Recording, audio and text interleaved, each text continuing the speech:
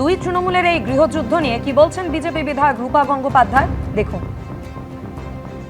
খুবই দুঃখের, এদের নীতি নেই, এদের কোনো পথ নেই যে পথে ওরা এগোতে চায়।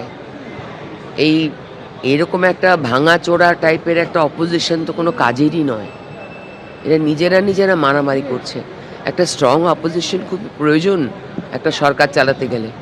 তো নিজেরা মারামারি কেন বন্ধ করছে না? আর আমি ভাবছি যে মানুষগুলো এই নেতৃত্বকে জেতালো,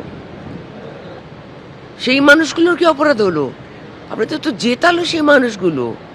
আপনারা নিজেরা কনস্টিটিউয়েন্সিতে যান, এখানে ওখানে ঘুরে না বেরিয়ে আর অ্যাসেম্বলির ধারে কাছে না থেকে আপনারা এই কাজ হয়ে যাবে। আপনারা কনস্টিটিউয়েন্সিতে যান, দেখুন আপনাদের মানুষজন, ওখানকার মানুষজন কি বলে। বিচার দিতে ব্যর্থ তৃণমূল সরকার, এই মর্মে বিজেপি সরকারকে কাকলি ঘোষ দস্তিদারের চিঠি। 21শে জুলাই ফাইল খুলতে মুখ্যমন্ত্রীকে কাকলি ঘোষ দস্তিদারের চিঠি। মনীশ গুপ্তের বিরুদ্ধে ব্যবস্থা না নিয়ে তাকে মন্ত্রী সাংসদ করা হয়েছে। তৃণমূল জমানাতেও সঠিকভাবে হয়নি তদন্ত, আড়ালের চেষ্টা হয়েছে।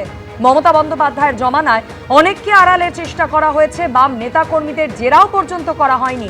অভিযোগ কাকলি ঘোষ দস্তিদারের।